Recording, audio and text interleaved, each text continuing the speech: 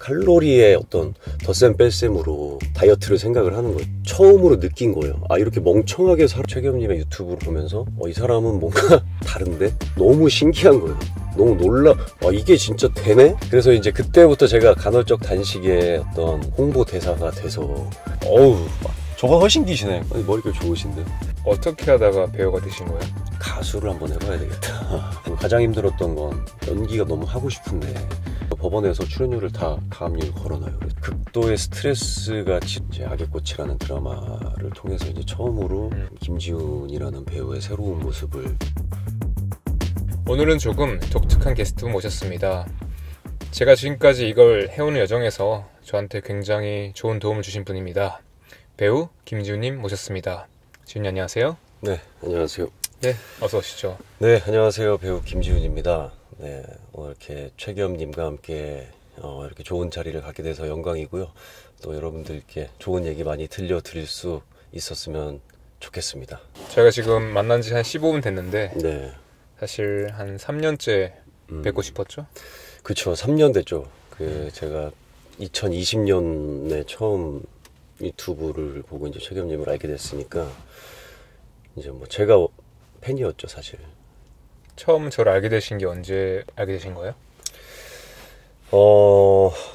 그러니까 2020년도에 제가 뭐 이제 화보 촬영을 할 게 있었어요. 그래서 근데 이제 상의 탈의를 해야 돼서 좀 체지방을 이제 좀 다시 좀 더 많이 걷어낼 필요가 있었는데 그 이전에도 제가 뭐 맨젤스 표지 같은 거 찍을 때 이제 다이어트를 식단을 했던 적이 있는데 그때는 이제 닭가슴살, 고구마, 뭐 샐러드 뭐 이런 식으로 정말 좀 철저하게 식단을 한 달 정도 금욕적인 식단을 해서 이제 체지방을 커팅했던 그런 경험이 있었는데 다시 그걸 하고 싶지가 않은 거예요. 너무 그 스트레스가 심했어서 먹고 싶은 걸 못 먹는다는 이 스트레스가 굉장히 심하니까. 그래서 근데 그때 당시에 이제 간헐적 단식에 대해서 막 사람들이 얘기를 하는 분들이 있을 때였어요. 그래서 그냥 저도 풍문으로 듣고 간헐적 단식이 굉장히 다이어트에 효과적이다.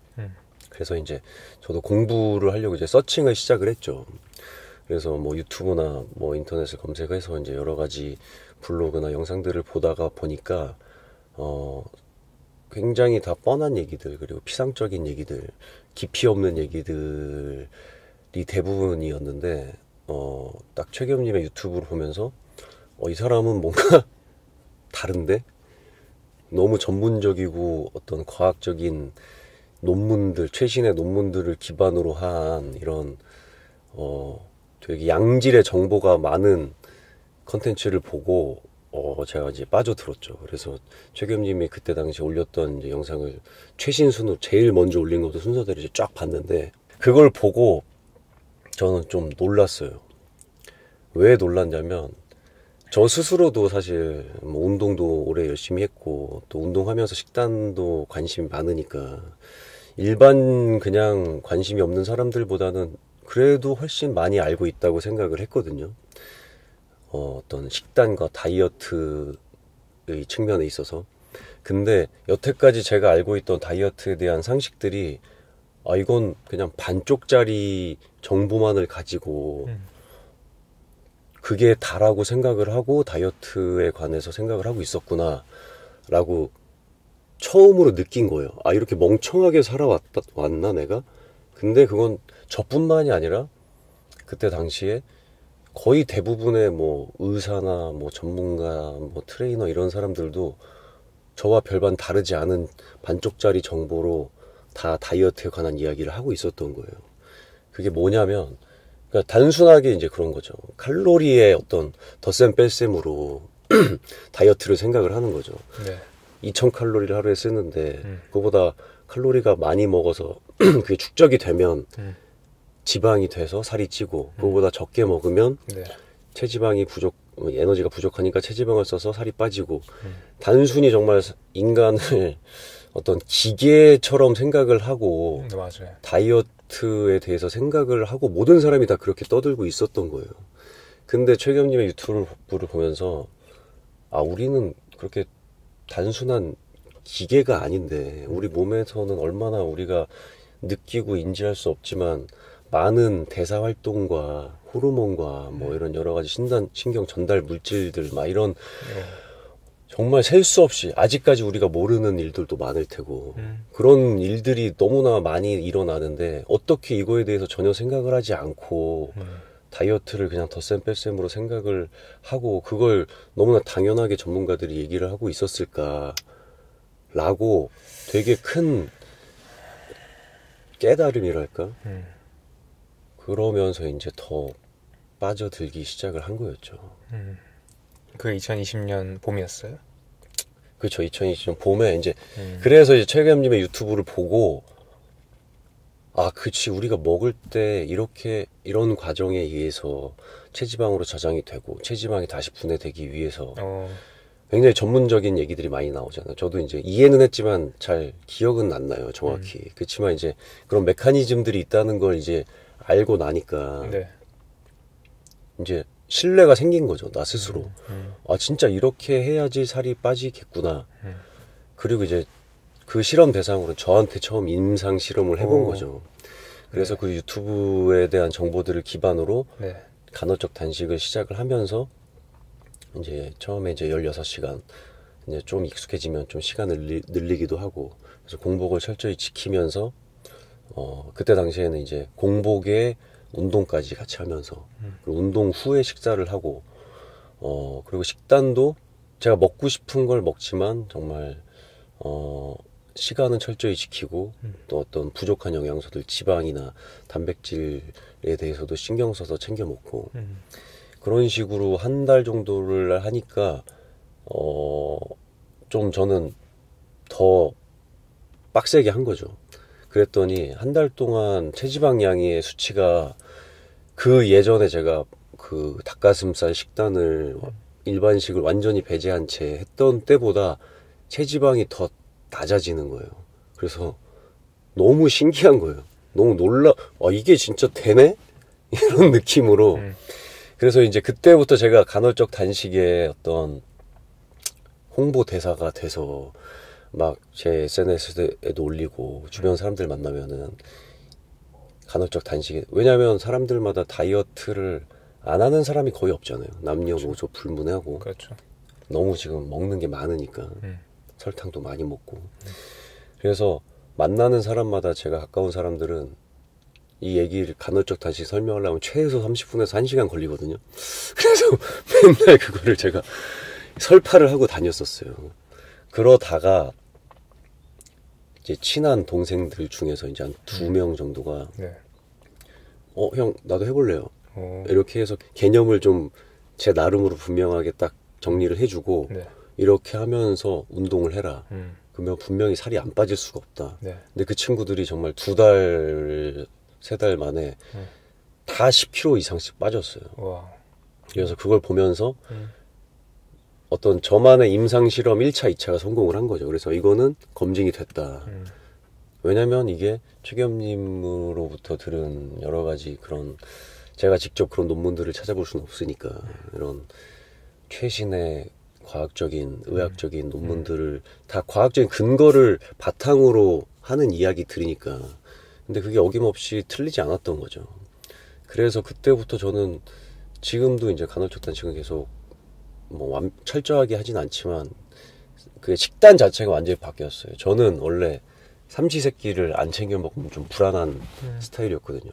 다들 그렇죠. 우리나라 사람들은 특히나 더 그런 그 식습관이 그냥 평생을 너무 젖어왔으니까 그걸 바꾼다는 게 어색하고 밥을 끼니를 걸러서 배가 고프면 불안해지고 뭔가 건강이 안 좋을 것 같고 이런 막연한 선입견들 때문에 근데 사실은 해보니까 오히려 이게 더 삶에 유용한 부분들이 많은 거죠. 건강적으로도 당연히 그렇고 그리고 시간적으로도 사실 우리가 하루 3끼를 챙겨 먹으려면 밥을 먹기 위해서 뭐 먹지? 시켜 먹을까? 나가서 먹을까? 해 먹을까? 뭐 생각하는 것부터 뭐 시켜 먹던 뭐 집에서 차려 먹던 시키고 먹고 치우고 설거지하고 이 시간 자체가 하루에 3번씩이 매일 반복된다는 게 엄청난 시간이 들어가는 일이더라고요. 근데 그걸 뭔가 최소한으로 집중적인 시간을 딱 집중해서 먹었을 때는 나머지 시간에 대해서 식사하는 시간으로 소비하지 않게 되니까 훨씬 더 시간도 효율적으로 사용할 수 있게 되는 것 같고 그러니까 제가 느꼈을 때 단점은 없는 것 같더라고요. 장점만 많지. 간헐적 단식이. 네. 지금 말씀하시는 건 시간 제한 섭취 맞죠? 그렇죠. 하루 24시간 중에서 이제 일정한 시간 안에 이제 그렇죠. 음식을 잘 먹는 것. 네네네. 그러니까 뭐 처음 익숙하지 않은 분들은 이제 배고픔을 견디는 게 좀 고통스러울 수도 있고. 그렇죠. 참았기 때문에 너무 좀 불량한 식단들로 좀 과다하게 먹어서 네. 그런 것들이 좀 문제가 될 경우도 있겠지만 근데 일단 이걸 도전을 해보고 공복을 끼니를 걸러도 전혀 문제가 될 게 없다는 걸 몸으로 느끼고 나면 그 다음부터는 어렵지 않거든요. 심지어 저는 운동을 하는데 막 중량 웨이트를 치고 배가 고픈데 할 수 있을까? 처음에 저도 그런 불안함을 가지고 시작을 했거든요. 네. 공복 특히 한 12시간 넘어가 14시간 정도 되면 되게 배가 좀 고프단 말이죠. 근데 그때 그냥 운동을 오히려 해버린 거예요. 근데 운동을 하면 어떻게 되냐면 오히려 배고픈 걸 까먹게 되고 맞아요. 처음에는 기운이 없는 것처럼 느껴지지만 어디선가 원래 내가 들던 무게를 들 수 있을 만큼의 힘이 계속 생겨나거든요. 맞아요. 그러니까 그게 최경님의 유튜브를 보시면 아시겠지만 체지방이나 뭐 글루코겐 뭐 이런 것들이 이제 에너지로 전환이 되는 과정을 통해서 이제 다시 힘이 생기는 거죠. 왜냐면 우리는 기계가 아니니까 뭐 우리가 밥을 먹은 에너지를 다 썼다고 휘발유가 떨어져서 자동차가 멈추는 것처럼 갑자기 무슨 멈추진 않잖아요. 죽진 않잖아요. 그렇죠. 안 먹고도 한 달 정도를 살 수 있는 체지방이 저장되어 있다고 하니까. 맞습니다. 이론적으로도 당연히 배고프지만 힘을 내는데 전혀 지장이 없을 테고. 근데 그걸 이제 경험을 통해서 확신을 알게 되고 느끼게 되고 이제 확신을 가지니까 오히려 더 이제 그게 수월하게 된 거죠. 지금 약간 제자가 일취월장한 너무 만나자마자 저 혼자 떠들었나요? 너무 좋은데요? 네. 맞습니다. 우리 몸 안에 이미 에너지가 다 있고 그리고 우리가 운동하면서도 뭐 아드레날린이나 아니면은 뭐 성장 호르몬들 우리를 좀 활성화시키는 호르몬들이 막 나오고 효소도 활성화되니까 우리 힘이 더 나죠. 너무 재밌는데요? 그 부분은 진짜 직접 겪어보지 못하면 사람들이 불안하기 때문에 네, 맞아요. 잘 선뜻 못 하시는 것 같아요. 망설이는 것 같아요. 근데 이거는 저는 제 몸으로 실험을 해보기도 했지만 과학적인 근거가 있는 얘기이기 때문에 네. 사실 유튜브에서 뭐 다이어트나 간헐적 단식 뭐 이런 특히 뭐 그냥 포괄적인 다이어트들에 대해서 얘기하는 사람들 보면 사실 그냥 어디서 주워 듣고 얘기하는 게 되게 많거든요. 자기도 그게 뭔 얘기하는지 모르면서 그냥 어디서 정보들을 규합해가지고 그냥 자기가 본 껍데기들만 열거해서 얘기하는. 근데 또 사람들은 그런 사람들이 또 뭔가 자극적이거나 아니면 사람들을 후킹하게 썸네일이나 영상들을 뽑아내니까 그런 거에 낚여서 그러니까 사람들이 정신을 못 차리더라고요. 이 얘기를 들으면 이게 맞나? 맞아요. 이 얘기 들으면 이게 맞나? 그래서 결과적으로는 자기가 하고 싶은 걸 합리화시키면서 하죠. 뭐 예를 들어서 공복이 안 좋대. 그렇죠. 그래서 먹어야 된대. 그러니까 자기가 공복하는 게 힘든 사람들은 그런 식으로 합리화를 하는 거고. 그렇죠. 또 뭐 공복에 운동하는 게 좋냐 나쁘냐 이것도 뭐 의견이 분분한데 결국에 자기가 하고 싶은 대로 하면서 거기에 맞는 정보를 갖다가 자기 합리화를 시키는 거니까. 근데 어쨌든 뭐 이런 어떤 정보의 홍수 속에서 이렇게 딱 정말 검증된 양질의 정보를 전달할 수 있는 유튜버가 저는 요즘에는 정말 소중한 존재들인 것 같아요. 그래서 제가 더 오히려 내가 지금은 최겸님보다 조금 더 유명하고 영향력이 있지만 그래도 나라는 사람을 통해서 최겸님을 조금씩 더 알려서 나중에 저는 진짜 더 저보다 더 영향력이 생기실 수 있을 거라고 생각을 하거든요. 그렇게 될 수 있게 해보겠습니다. 네, 그래서 저도 어쨌든 뭐 이런 공부도 많이 하시고 또 바른 뜻을 가지고 이렇게 다이어트 사이언티스트로서 이렇게 활동을 하시는 거에 대해서 제가 더 응원해주고 싶은 마음이 많고, 그래서 더 많은 분들이 이 얘기를 알아야 된다고 생각을 해요. 요즘엔 너무 잘못된 정보들이 많고, 네. 특히나 막 너무 혼자 얘기하나? 좋은 천 좋아요. 네, 좋아요. 너무 갑자기 너무 말이 많나? 괜찮은데요? 네, 특히 요즘엔 진짜 정보의 과다, 잘못된 정보도 많고 검증되지 않은 얘기도 많고, 특히나 제일 또 심각한 문제는 이 다이어트 업체들의 어떤 과장 광고, 과대 광고, 그렇죠. 이런 걸로 소비자들을 현혹시켜서, 뭐 그들도 이제 이윤을 추구해야 되는 회사들이니까 뭐 그럴 수는 있지만 결국에 어떤 사람들의 건강을 해치게 되는, 더 길게 봤을 때 건강을 위하는 일이 아니라 건강에 네. 해를 가하는 이런 일들이 너무 많이 있잖아요.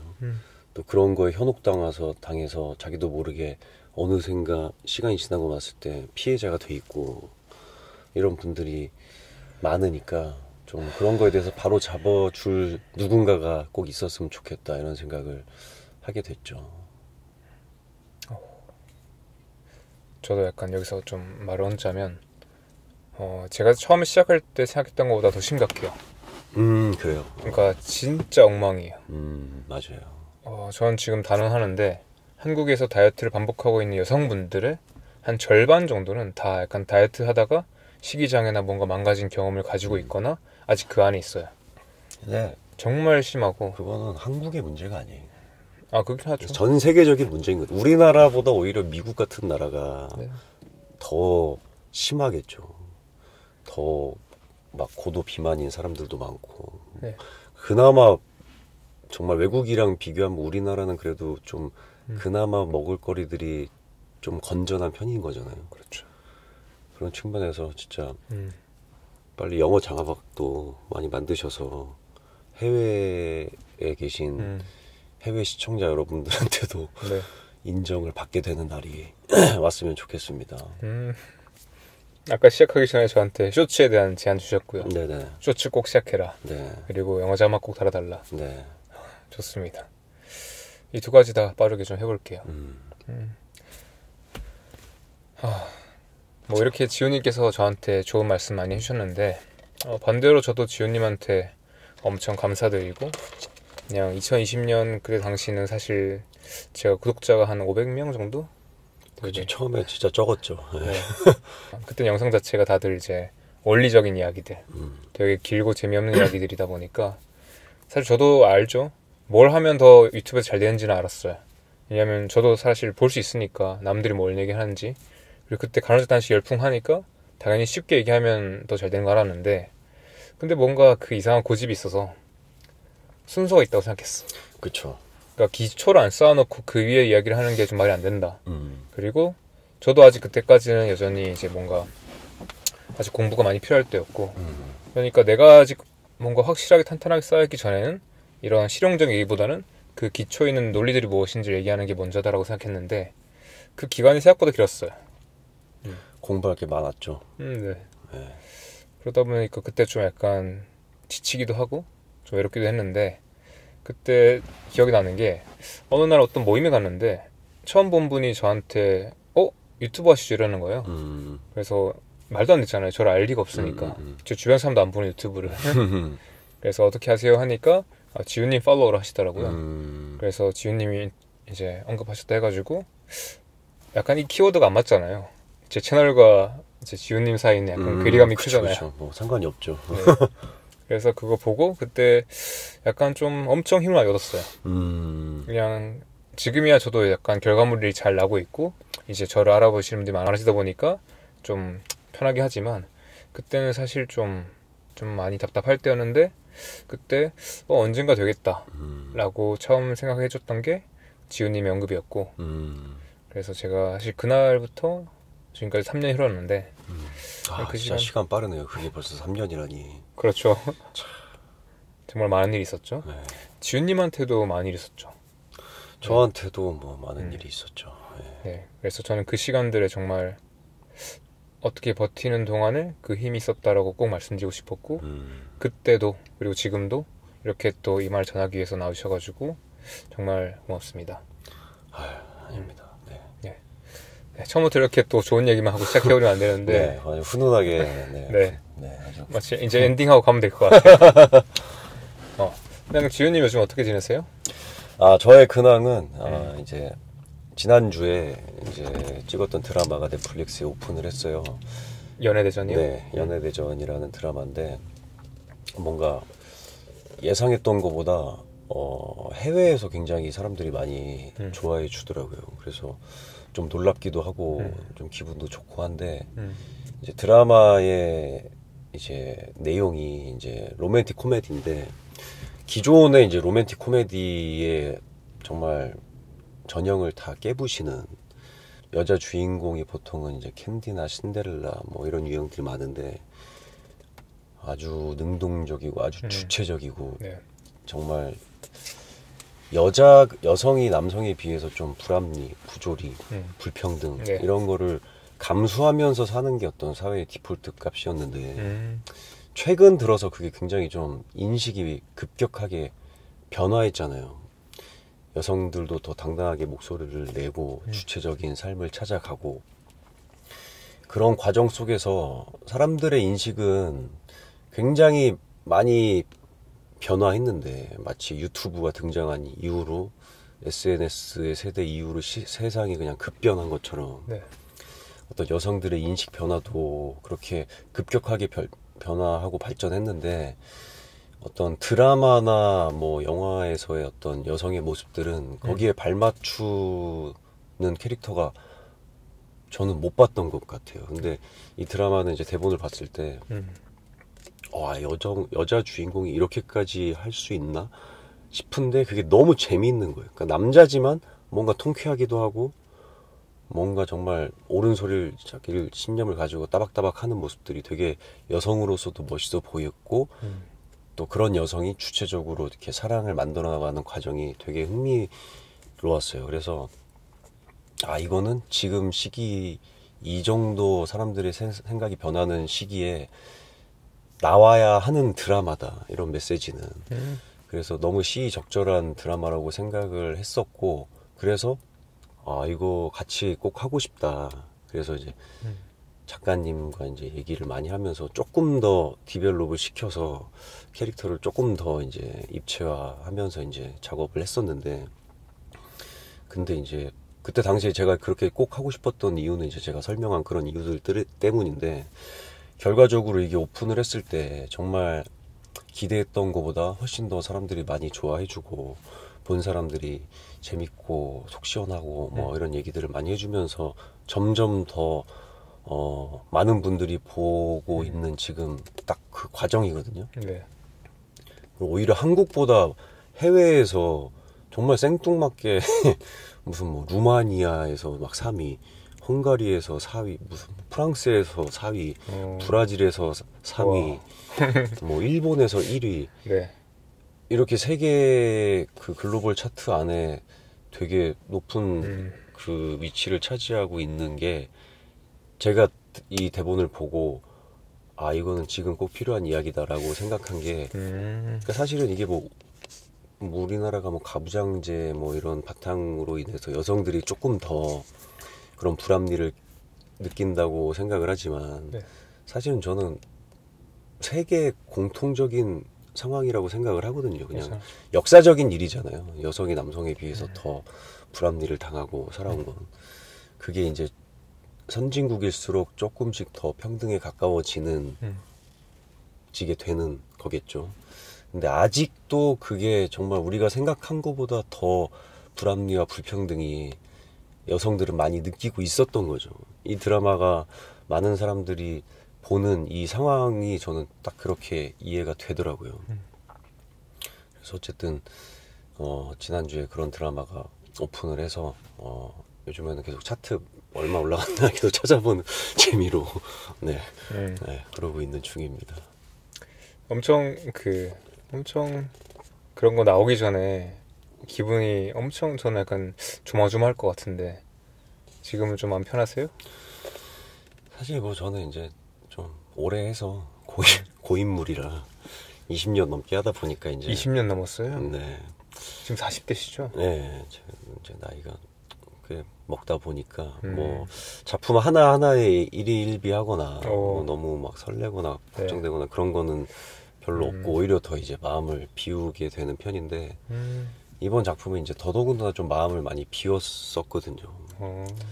결국엔 정말 컨텐츠의 질이 판명을 하는 거더라고요. 그러니까 결국엔 제가 저희 드라마도 그렇지만 우리 드라마의 메시지와 이런 재미를 제가 믿고 선택을 한 것처럼 결국 유튜브도 최겸님처럼 이런 양질의 컨텐츠를 계속 만드는 분들이 결과적으로는 시간은 걸리겠지만 서서히 더 인정을 받을 수밖에 없다는 확신이 더 들더라고요. 갑자기 또 제 얘기하다가 최겸님 얘기로 또 마무리가 돼버려. 자연스럽습니다. 아니 의도한 건 아닌데 어떻게 네. 또 그렇게 됐네요. 네. 좋아요. 저 그 2화까지 봤거든요. 네. 재밌던데요?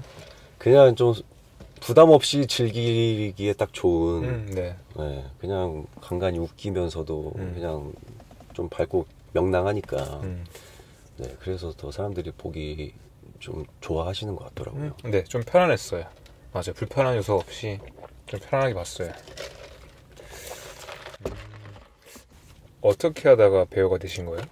초등학교 때 이제 막연하게 연예인이 되고 싶다 뭐 이런 생각을 하다가 중고등학교를 진학을 하면서는 이제 학생으로서 이제 공부가 본분인 거잖아요. 근데 저는 좀 알아서 공부하고 좀 스스로 알아서 내가 할 일을 했던 학생이었던 것 같아요. 그래서 학생이니까 당연히 공부를 열심히 하고 잘 해야 되고 또 좋은 대학을 가야 되고 이런 학생은 다 좋은 대학을 가는 게 첫 번째 목표니까.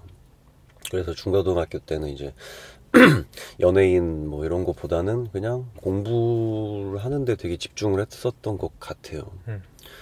그래서 그냥 그렇게 무난하게 평범한 나름 모범적인 학생으로서 이제 중고등학생 시절을 보내고 원하는 대학에 원하는 학과에 진학을 하고 나니까 심리학과 나오셨더라고요. 네네 궁금했어요. 내가 왜 이런 생각을 하고 이렇게 행동을 하고 그냥 나에 대한 궁금증 때문에 이제 심리학과를 진학을 한 거였는데 곰곰이 생각을 하다 보니까 지금 내가 뭘 하면 잘할 수 있을까? 뭘 하고 싶나? 이제 깊게 고민하는 시간을 가졌죠. 그리고 나서 이제 선택을 한 게 그러면 가수를 한번 해봐야 되겠다. 원래 그렇게 시작을 한 거였어요. 왜냐면 저는 H.O.T. 제키 세대거든요. 그리고 뭐 듀스 서태지까지 시대니까 제가 이제 초중고등학교 때 엄청난 팬이었던 가수분들이었던 거고 이제 그런 걸 보면서 나도 잘할 수 있을 것 같은데 막 그런 생각이 어디선가 들어서 좋다. 이제 오디션을 보러 간 거지. 가수 오디션. 네, 대형 기획사에 이제 가수 오디션을 보러 가서 네. 처음에 이제 어쨌든 뽑혔어요. 그래서 이제 연습생으로 시간을 연습생 됐다고요? 네, 그러니까 20살 때는 21살 때죠. 제가 대학교 1학년 마치고 오디션을 봤으니까. 그래서 대학교 1학년 마치고 휴학을 하고 연습생 생활을 한 1년을 했던 거예요. 근데 이제 연습생을 하면서 이제 하나를 제대로 알게 된 거죠. 나는 가수를 할 자질이 안 되는구나. 왜냐면 이게 연습생들 같이 몇십 명이 이제 같이 연습하고 하는데 얘는 춤을 진짜 어떻게 이렇게 잘 추지? 어떻게 저렇게 춤을 추지? 야, 얘는 왜 노래를 이렇게 잘하지? 그런 걸 이제 연습생들 사이에서 생활을 하면서 물론 이제 뭐 개발을 해서 실력이 나아질 수도 있지만 가수는 이런 애들이 해야 되는 거구나 라고 좀 스스로 이제 깨달음을 어떤 시기쯤에 이제 회사에서도 저랑 똑같은 생각을 한 거죠. 얘는 가수보다는 다른 길을 찾는 게 좋을 것 같다. 이제 회사에서도 이제 저랑 같은 생각을 하고 있었던 거죠. 서로 대화는 안 했지만. 그래서 이제 회사에서 그때 당시 회사에서 이제 가수 회사였는데 이제 연기자 매니지먼트를 시작을 하면서 네. 너는 연기를 해보는 게 어떻겠니? 이렇게 되면 저도 그게 좋을 것 같습니다. 와. 라고 해서 이제 연기자의 어떤 첫 발을 내딛기 시작을 한 거죠. 그래서 이제 연기학원 다니면서 연기도 안 해봤으니까. 근데 확실히 해보니까는 가수로서의 자질보다는 연기자로서가 조금 더 낫기는 하더라고요. 그래서 진짜 좀만 더 하면 잘할 수 있을 것 같은데 이런 느낌을 가지고 지금까지 20여 년째 계속 하고 있는 거죠. 그래서 조금씩 정말 한 발 한 발 계단을 밟아서 발전하고 있는, 지금도 그런 과정이 있는 거고. 네. 역사의 시작이네요. 뭐 그런 거죠. 예. 또 이런 우연들이 항상 재밌죠. 그럼 혹시나 지금까지 배우로서 애정 중에서 좀 기억에 남는 순간들 있으세요? 그쵸. 기억에 남는 순간은 근데 늘 이렇게 좋은 순간보다는 힘들었던 순간이 가장 기억에 남는 것 같더라고요. 그냥 딱 가장 힘들었던 두 시기가 제일 생각이 나더라고요. 불가피하게 이제 소송을 진행을 하게 됐었죠. 소송이요? 소송을 이제 어쩔 수 없이 시작을 하게 됐고, 근데 저도 이제 그때 뭐 20만 중반 뭐 이때 꼬맹이 때였으니까 못 모르고 이제 소송을 시작을 했는데, 개인적으로 어떻게 알아봐서 그때 500만 원이었던 것 같아요. 그런 변호사를 해서 소송을 했는데 정말 시작하자마자 바로 패소가 나오더라고요. 일을 하는데 지장은 없었는데 일단은 이제 소송이 어떻게 될지 모르니까 법원에서 출연료를 다 가압류 걸어놔요. 그래서 일을 해도 다 가압류 당하고 막 이러면서 마지막에 가서는 이제 법원에서 너네 합의해라 그냥 뭐 이렇게 합의해라. 그래서 그냥 저도 더 이상은 혼자 감당할 수가 없고 나 혼자 싸웠으니까 그렇게 해서 마무리하는데 한 6, 7년 걸리더라고요. 6, 7년이요? 네, 그러니까 소송을 한번 시작하면 소송은 하지 마세요, 여러분. 웬만하면 대화로 잘 원만하게 이렇게 해결하시길 바래요. 그러니까 그 사이 활동도 그냥 할 건 하면서 같이 한 거죠. 그냥 저 그때 당시에 좀 운이 좋았던 건 저를 또 일을 도와주겠다는 분들이 있어서 일을 하는데 지장은 없었는데 힘들게 이제 일을 했었지만 그래도 그냥 배우로서 커리어를 쌓아가는 데는 일을 할 수 있으니까 이제 그걸로 만족하면서 뭐 그런 시기를 버텼던 때가 이제 또 기억이 남는 거고. 장난 아닌데요? 그러니까 이게 쉽지 않은데? 쉽지 않죠. 그때 생각하면 제가 어떻게 했나 나도 좀 신기하기도 하고, 사람이 진짜 열심히 진심을 가지고 하면은 또 하늘이 외면하진 않는 것 같다라는 생각이 들기도 하고. 근데 또 용기인 것 같아요. 어떻게 보면 가만히 안 넘어가고 뭔가 소리 낸 거잖아요. 그쵸. 그게 뭐 쉽지는 않은 일이긴 했죠. 근데 어쨌든 저는 원래가 좀 약간 불합리한 거에 대해서 조금 못 참는, 뭐 정의 구현을 하겠다는 것까지는 아니지만 불합리한 상황을 내가 너무 당하는 거에 대해서 맞아요. 내 목소리를 어떤 힘에 위축돼서 내 목소리를 내지 않는 일, 이런 거는 좀 참을 수가 없었던 것 같아요. 그래서 그냥 어쨌든 내가 생각할 때는 내가 옳은 일이라고 생각을 했고, 분명히 잘못된 게 있다고 생각을 했고, 그거를 분명히 이거는 문제를 짚고 넘어가야 될 필요가 있다. 그래서 이제 뭐 그랬던 거였죠. 20대 중반에서 30대 초반까지? 네, 한 30살 될 때까지 뭐 이런 일이었고, 그리고 또 한 가지는 이제 배우로서 이제 제가 오래 활동을 하면서 예전엔 제가 일일 드라마와 주말 드라마를 많이 출연을 하다 보니까 이제 이미지가 너무 그 이미지에 고정이 돼버리게 되더라고요. 네. 사실 그러고 싶어서 그런 건 아니었는데 그냥 정말 열심히 달려왔어요. 막 열심히 연기자로서 정말 최선을 다해서 죽을 힘을 위해서 달려왔는데 어느 날 정신을 차리고 보니까 내가 오고 싶었던 데가 전혀 다른 데 와 있는 건 거예요. 그래서 이거 어떡하지? 내가 가고 싶은 곳은 너무 멀리 떨어져 있는 거야. 이미 여기서 어떻게 가야 될지 도무지 길을 못 찾겠어. 근데 저는 사실 지금 제가 하는 막 연애대전이나 종이집이나 막 이런 드라마를, 이런 작품들, 또 영화 이런 걸 하고 싶은데 그 이미지가 너무 강력하게 좀 좀 사람들한테 각인이 돼서 이런 작품을 내가 할 수 있을 거라고 아무도 생각을 하지 않는 거예요. 근데 나는 할 수 있다고 생각을 했고 하고 싶고 그러다 보니까 일단 일을 그냥 안 했어요.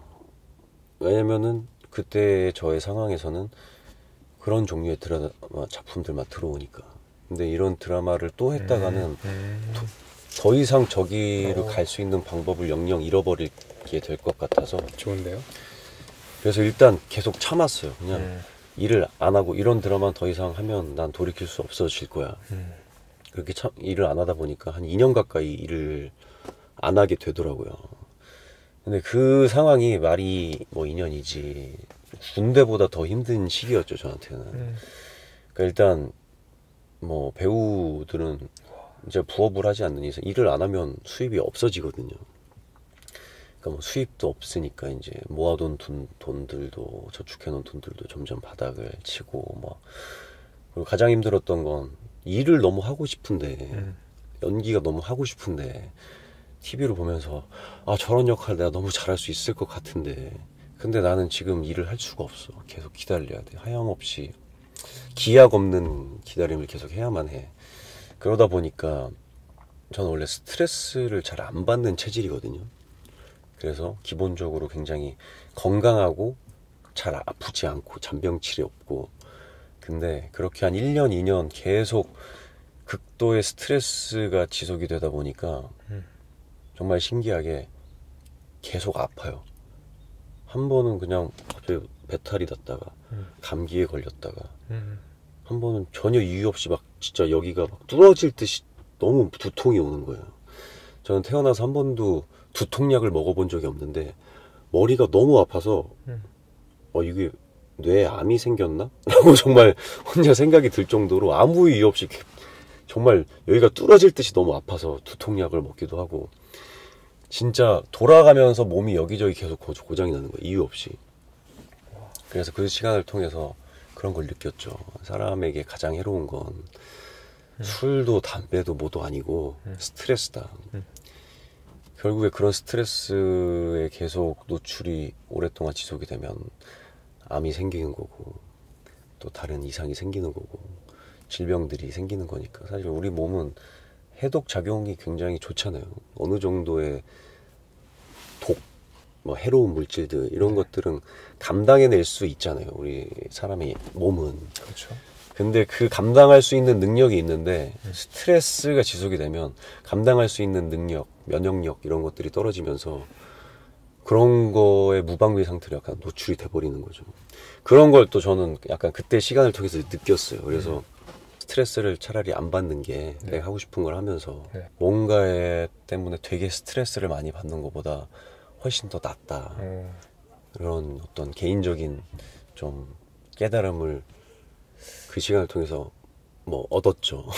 뭐 이건 별개의 얘기고 아무튼 이제 그때 당시에 이제 그렇게 뭔가 다른 모습을 보여줄 수 있는 그런 작품들을 기다리면서 이제 역할이 작더라도 그런 임팩트 있는 모습을 보여주려고 노력을 하다 보니까 이제 악의 꽃이라는 드라마를 통해서 이제 처음으로 좀 사람들한테 좀 김지훈이라는 배우의 새로운 모습을 보여줄 수 있는 기회를 얻게 되었고 또 이제 그 뒤부터는 이제 뭐 종이집하고 지금 연예대전하고 또 연말에 나오는 또 발레리나라는 작품까지 촬영을 마쳐놓은 상태고 그래서 좀 그때 힘들게 참았던 시간 덕분에 조금 배우로서 약간 이제 정말 내가 가고 싶었던 곳을 향해서 갈 수 있는 이제 약간 방향 전환을 하게 된 그런 계기가 된 것 같아요. 그래서 그때 시간들이 또 힘들었던 만큼 기억에 남는 인상적인 시간이었다고 얘기할 수 있겠죠. 어떻게 버텼어요? 그냥 버틴 거죠. 이게 뭐 그때 제가 진짜 2년 동안 정말 극도의 스트레스의 시기 때는 처음에는 그래 긍정적으로 어차피 일 안 할 거니까 자기 개발하자. 책 읽고 영화 보고 뭐 외국어도 배우고 여행도 다니고 이렇게 시작을 했죠. 처음부터 이제 그 시기의 시작부터 이게 어느 정도 내가 일을 못하고 기다려야 된다고 생각을 했으니까. 근데 그게 계속 지속이 되고 또 그때 소속사에서 야 드라마 이거 뭐 얘기하고 있으니까 기다려봐봐. 기다려보자 했는데 안 됐다. 다음 거 해보자. 그러다가 또 야 이번에 좀 매니저가 이제 내가 친한 감독님이 뭐 하시는데 이건 꼭 할 수 있을 것 같아. 기다려보자. 그랬는데 또 기대가 생겼다가 또 절망이 되고 이런 이제 과정이 계속 2-3달 간격으로 계속 반복이 되거든요. 그게 이제 1년, 2년 지속이 되다 보니까 여행을 가도 원래 여행 가면 공항에서부터 신이 나잖아. 비행기 타면은 설레이고 여행을 가는데도 가면 뭐하나 흥이 없어지는 거죠. 운동을 하는데도 운동도 에너지가 있어야지 하는데 그러니까 뭔가 삶의 에너지가 정말 바닥을 치는 거죠. 책을 읽어도 집중이 안 되니까 책이 머릿속에 입력이 안 되고 그래서 그 시간을 저는 그때 캔디 크러쉬로 버텼어요. 그냥 아무 생각 없이 그냥 뭔가에 몰두할 수 있는 그게 캔디 크러쉬였던 거 같고 그러니까 그런 식으로 좀 뭔가 저만의 방법들이 있는 것 같더라고요. 예. 그렇게 이제 2년 기다리시다가 그냥 악의 꽃이 들어온 거예요. 그 전에 이제 바벨이라는 드라마가 있었는데 그건 이제 사람들이 많이 모르는 드라마인데 처음으로 저한테 굉장히 센 악역, 진짜 나쁜 놈 역할을 하게 된 거예요. 그래서 많은 사람이 보진 않았지만 이제 처음으로 저한테 이런 모습이 있다라는 거를 좀 어필을 한 작품이었고 근데 어쨌든 업계 사람들은 이제 뭐 이것저것 다 챙겨 보니까 근데 이제 그 모습을 바탕으로 해서 김지훈이라는 배우가 악의 꽃에서 이런 역할을 할 수도 있겠다라고 이제 뭔가 감독님께서 생각을 해주셨던 것 같아요.